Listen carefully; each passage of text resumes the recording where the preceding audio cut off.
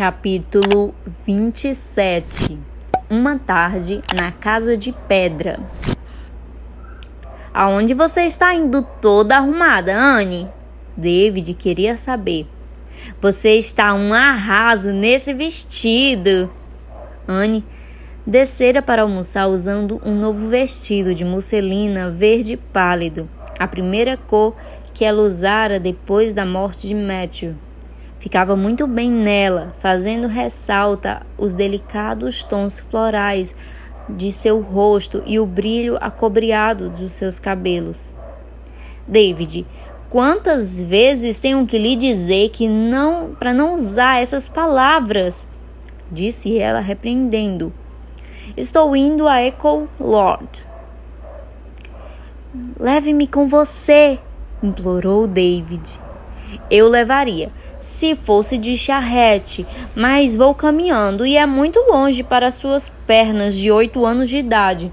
Além disso, Paul está indo comigo e temo que você não desfrute muito da companhia dele.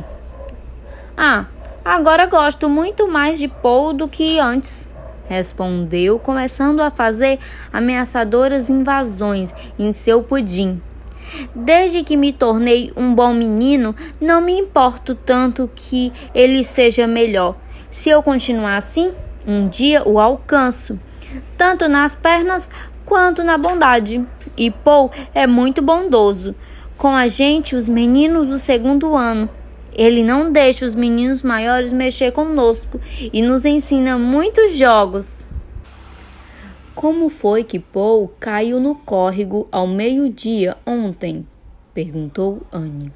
Encontrei-o no pátio, tão molhado que o mandei para casa imediatamente para se trocar, antes de averiguar o que tinha acontecido.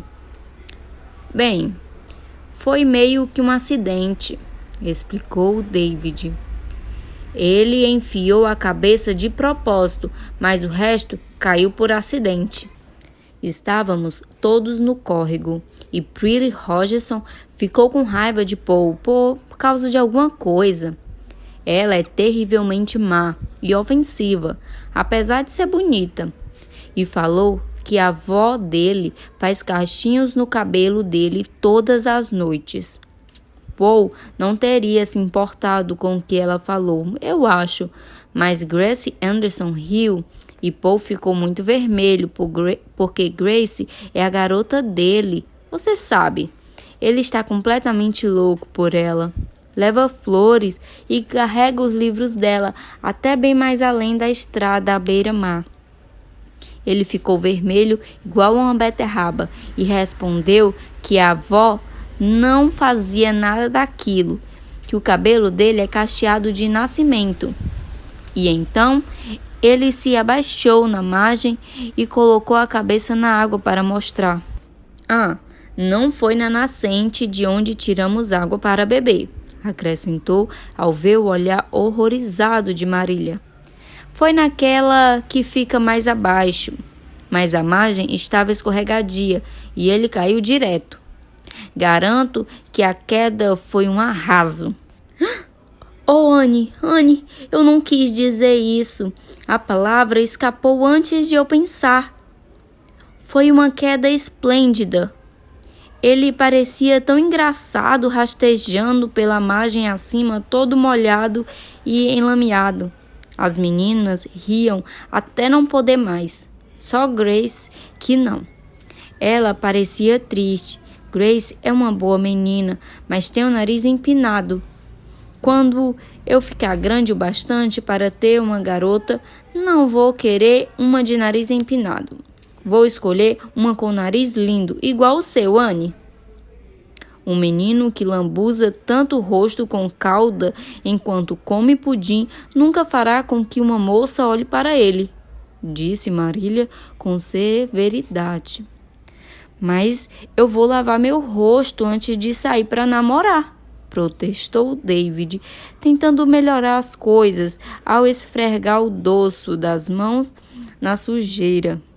E vou limpar atrás das orelhas também, sem precisar que me digam nada. Eu lembrei hoje de manhã, Marília. Não me esqueço tanto quanto antes, mas... E David suspirou. Existem tantos cantinhos no corpo de um homem que é terrivelmente difícil lembrar-se de todos. Bom, se não posso ir até a senhorita Lavenda, vou até a casa da senhora Harrison. Posso garantir que a senhora Harrison é uma mulher muitíssimo bondosa. Ela guarda um pote de biscoito na despensa, especialmente para os menininhos, e sempre me dá as raspinhas da bacia onde bateu o bolo de ameixas. Uma grande quantidade de ameixas gruda nos lados, você sabe. O Sr. Harrison sempre foi um bom homem, mas está 2 vezes melhor desde que voltou a estar casado. Acho que casar torna as pessoas melhores. Porque você nunca se casou, Marília? Quero saber. O estado de solteirice de Marília nunca foi um problema. E então, com uma troca de olhares significativos com Anne, ela respondeu cordialmente que supunha ser porque ninguém a pediu em casamento. Ou talvez você nunca tenha pedido a ninguém para se casar, protestou David. Oh, David, disse Dora, toda formal, chocada, a ponto de entrar na conversa, sem terem se dirigido a ela. É o homem quem tem que fazer o pedido. Não sei por que eles têm que fazer isso sempre, resmungou o menino.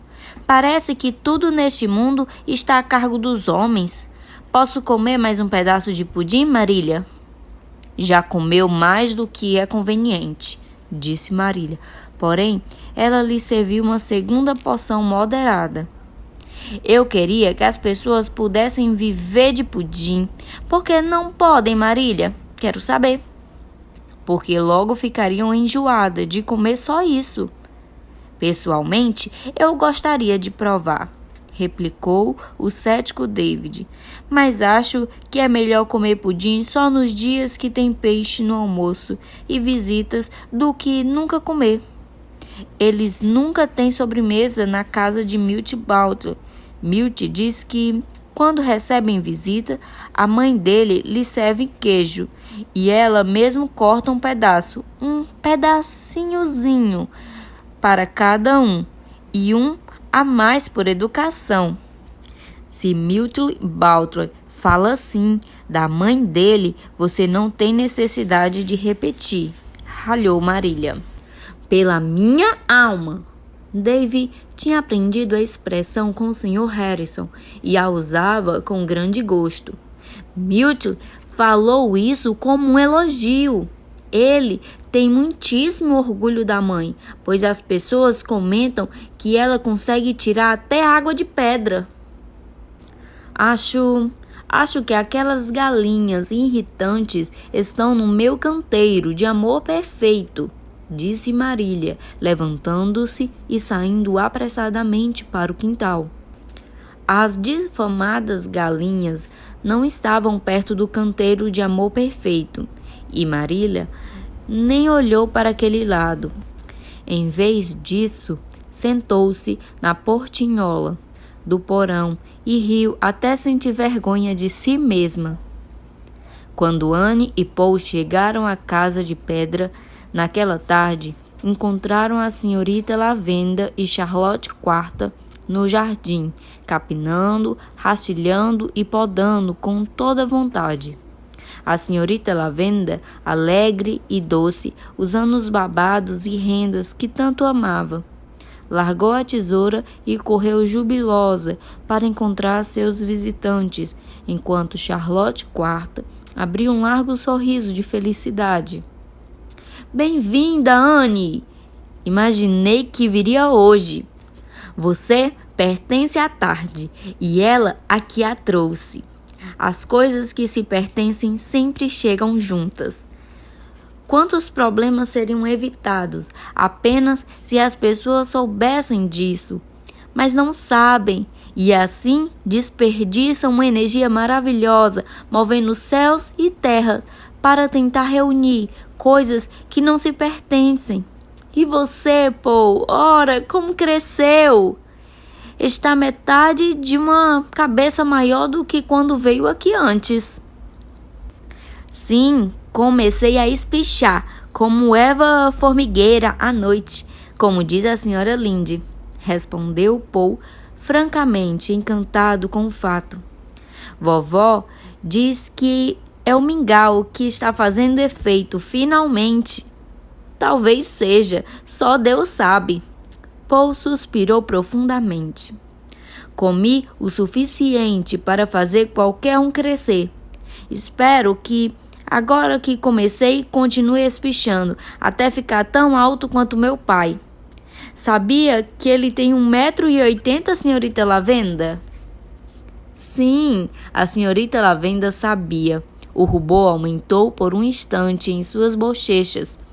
Tomou a mão de Paul de um lado e a de Anne do outro e caminharam até a casa em silêncio. Hoje é um bom dia para os ecos, senhorita Lavenda? Inquiriu Paul, ansioso. No dia de sua primeira visita, havia ventos demais para os ecos e o garoto ficou muito desapontado. Sim, hoje é um dia ótimo, respondeu a senhorita Lavenda, despertando do seu devaneio. Mas, primeiro, vamos todos comer alguma coisa. Sei que vocês não caminharam toda essa distância através daquele bosque de faias sem ficarem famintos. E Charlotte IV e eu podemos comer em qualquer horário do dia. Temos o apetite muito auspicioso. Então, vamos fazer uma incursão até a despensa.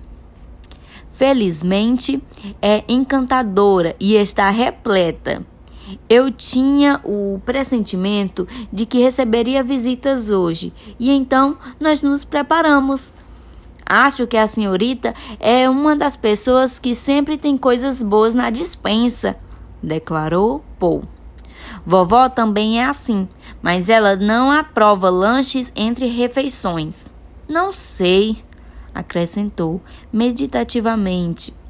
Se deveria comer quando estou longe de casa, sabendo que ela não aprova. Oh, acredito que não reprovaria. Depois dessa longa caminhada, isso faz a diferença, disse senhorita Lavenda, trocando divertidos olhares com Anne por cima dos cachos castanhos de Paul. Suponho que as merendas sejam extremamente prejudiciais, e é por isso que nós as comemos tão frequentemente em Ecolord. Nós, Charlotte IV e eu, vivemos em oposição a todas as dietas conhecidas. Comemos todos os tipos de comida indigesta e qualquer hora que pensemos, dia ou noite, e florescemos como os loureiros. Estamos sempre tentando nos corrigir. Quando lemos algum artigo nos jornais advertindo contra algo de que gostamos, nós o recortamos e pregamos na parede da cozinha para nos lembrar do assunto. Porém, de alguma forma, nunca conseguimos. Só depois de termos comido o alimento em questão, até agora nada nos matou.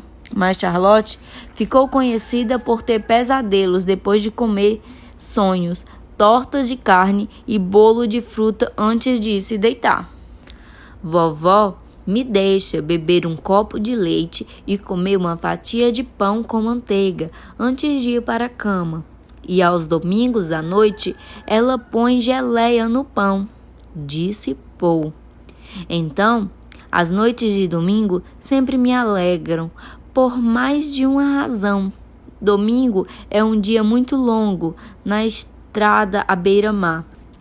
Vovó diz que para ela é um dia demasiado curto e que papai nunca achou os domingos cansativos quando era garoto.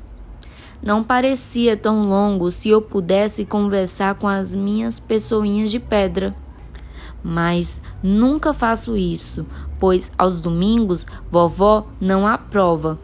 Eu penso muitas coisas, mas temo que meus pensamentos sejam mundanos.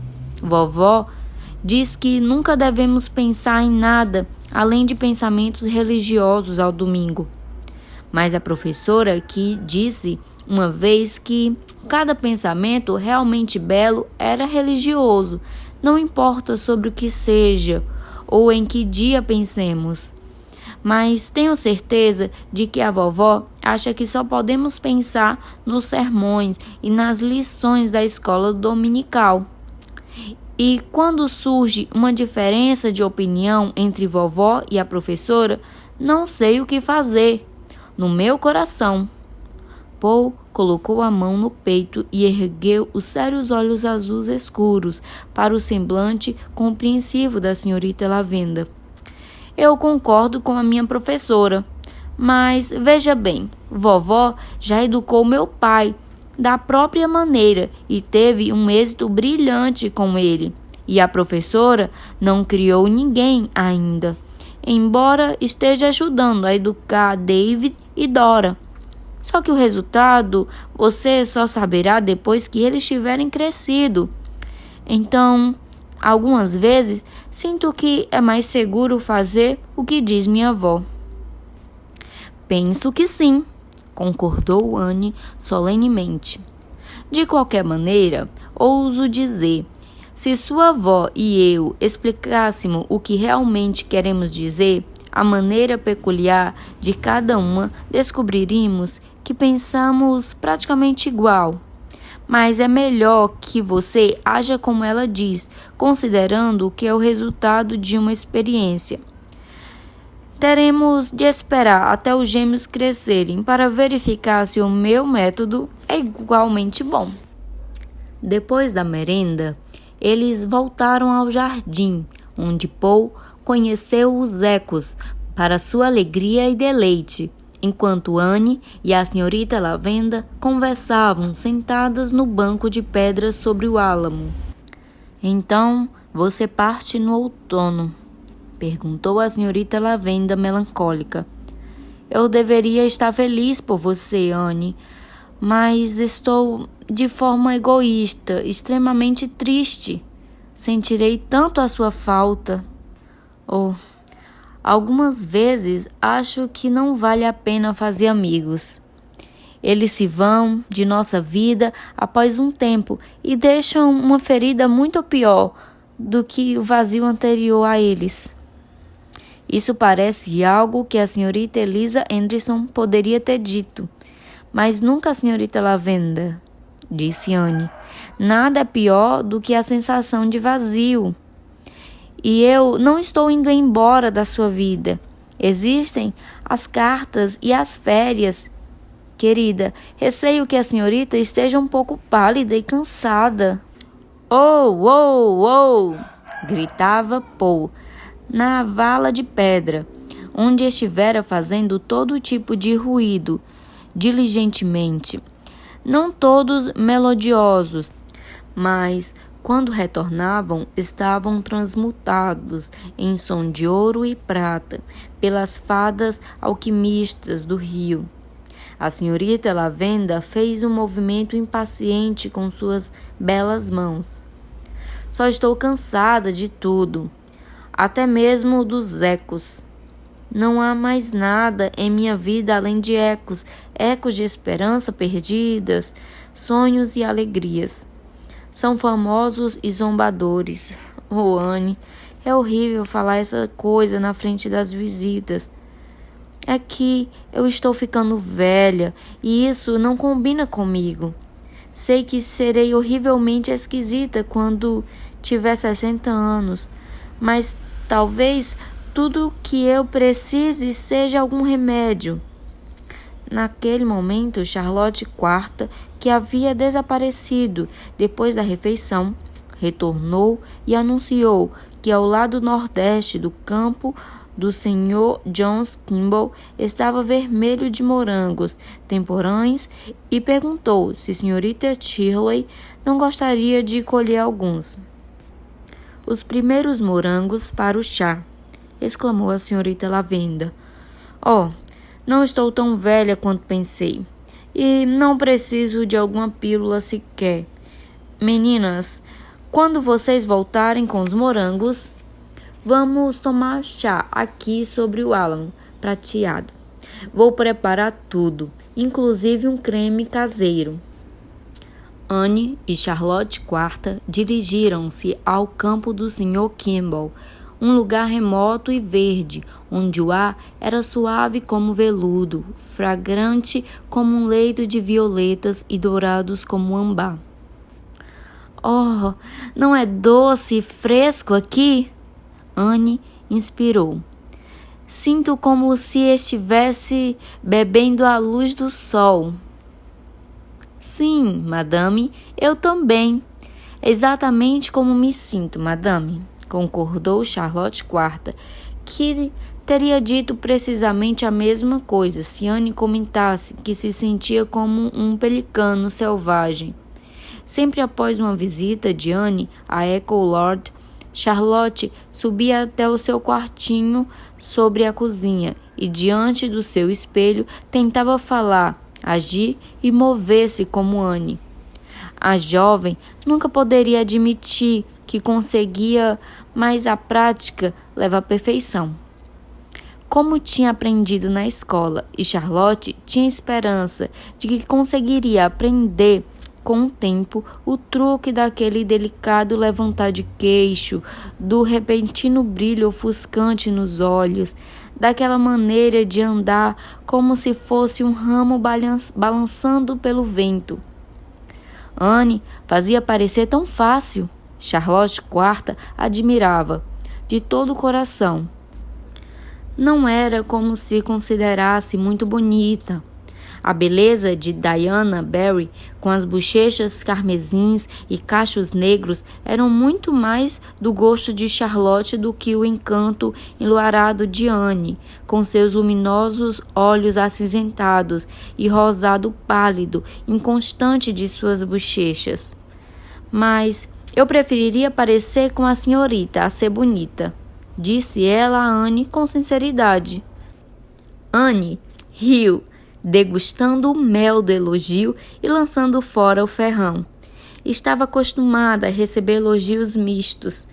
A opinião pública nunca chegou a um consenso sobre a aparência de Anne. Pessoas que ouviram dizer que ela era bela ficavam desapontadas quando a conheceram.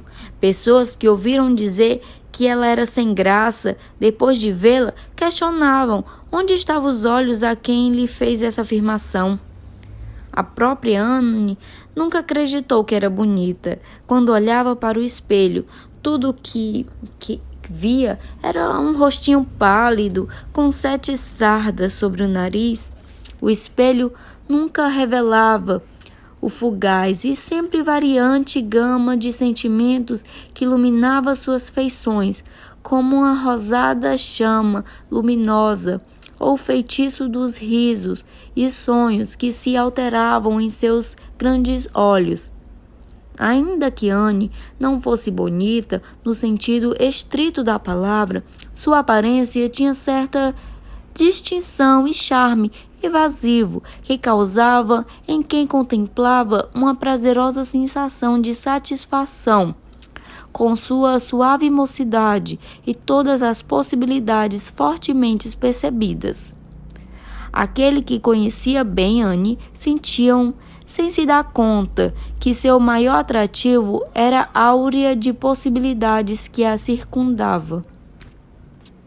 O poder de desenvolvimento futuro que existia nela parecia andar em uma atmosfera de coisas que estão para ocorrer. Enquanto colhiam os morangos, Charlotte IV confiou a Anne seus receios com respeito à senhorita Lavenda. A pequena e solitária criada estava verdadeiramente preocupada com a condição de sua adorada senhora. Senhorita Lavenda não está bem, madame. Estou certa de que não está. Apesar de nunca reclamar, faz tempo que ela não parece a mesma, madame. Desde aquele dia em que a senhorita e Paul estiveram aqui juntos, Tenho certeza de que ela pegou um resfriado naquela noite, madame. Depois que vocês se foram, ela saiu e caminhou pelo jardim até escurecer, com nada além de um chalezinho nos ombros. Havia muita neve pela trilha e estou certa de que pegou um resfriado, madame. Desde então, percebi que ela anda cansada, sentindo-se solitária. Não parece ter interesse em nada, madame. Nunca mais fingiu estar esperando visitas, nem se arrumou para esperar, nem nada parecido, madame. Só quando a senhorita vem que ela parece animar um pouco. E o pior sinal de todos, senhorita Shirley. Charlotte IV abaixou a voz, como se fosse referir-se a um sintoma extremamente raro e terrível. É que agora ela nunca fica irritada quando quebra alguma coisa. Ora, madame, eu ontem quebrei um jarro verde e amarelo que sempre ficava sobre a estante de livros. A avó dela a trouxera da Inglaterra e a senhorita Lavenda tinha grande estima por ele. Eu estava limpando com todo cuidado, madame, e o vaso escorregou antes que eu pudesse segurá-lo e se quebrou em 40.000 pedacinhos. Posso garantir que eu estava triste e assustada. Pensei que a senhorita Lavenda fosse me repreender severamente, madame, e eu preferiria que tivesse até agido como agiu. Ela simplesmente veio, mal olhou para o estrago e disse: "Não importa, Charlotte, só junte os cacos e jogue-o fora." "Só isso, senhorita Shirley?" "Junte os cacos e jogue fora, como se não fosse o jarro que a avó trouxera da Inglaterra. Oh, ela não está bem e estou com um pressentimento terrível. Ela não pode contar com mais ninguém além de mim." Os olhos de Charlotte IV estavam cheios de lágrimas. Anne tocou de forma consoladora a mãozinha morena que segurava a caneca rachada. "Acho que a senhorita Lavenda precisa de uma mudança, Charlotte. Ela ficou muito tempo aqui sozinha. Não podemos convencê-la a fazer uma pequena viagem?" Então, Charlotte balançou a cabeça, com os laços imensos, desconsoladamente. "Não creio, madame. A senhorita Lavenda odeia fazer visitas. Ela só tem 3 parentes a quem visita de vez em quando e diz que faz por simples dever familiar. Da última vez ela voltou para casa e disse que não iria mais visitá-los por obrigação. Voltei para casa enamorada da solidão, Charlotte. Ela disse, e nunca mais quero ficar longe da minha vinha e da minha figueira. Meus parentes se empenham demais em fazer de mim uma anciã, e isso me faz muito mal." Ela falou exatamente assim, madame. "Isso me faz muito mal." "Então, não acho que seria bom pressioná-la a visitá-los." "Veremos o que pode ser feito", respondeu Anne, resoluta ao colocar o último morango que cabia em seu copo rosa. "Logo que eu entrar de férias, virei passar uma semana inteira com vocês. Faremos piquenique todos os dias, imaginaremos todo tipo de coisa interessante e veremos se não será possível animar a senhorita Lavenda." "Isso vai ser ótimo, madame!" exclamou Charlotte IV, arrebatada. Sentia-se contente pelo bem da senhorita Lavenda e pelo seu próprio. Com uma semana inteira para estudar Anne o tempo todo, ela certamente conseguiria aprender a mover-se e comportar-se como ela. Quando as garotas voltaram para Ecolord, viram que a senhorita Lavenda e Paul tinham carregado a mesinha quadrada da cozinha até o jardim e que estavam tudo pronto para o chá. Nada jamais fora tão delicioso quanto aqueles morangos com creme saboreados sobre um grande céu azul, todo salpicado de fofas nuvenzinhas brancas, e nas longas sombras de um bosque, com seus ceceios e murmúrios. Após o chá, Anne ajudou Charlotte a lavar a louça da cozinha, enquanto a senhorita Lavenda estava sentada no banco com Paul, ouvindo tudo sobre suas pessoas de pedra. Ela era uma boa ouvinte, a doce senhorita Lavenda, mas, por fim, Paul se deu conta de que ela tinha perdido o interesse nos gêmeos marinheiros de repente. Senhorita Lavenda, por que a senhora me olha desse jeito? Perguntou com seriedade. De que jeito, Paul?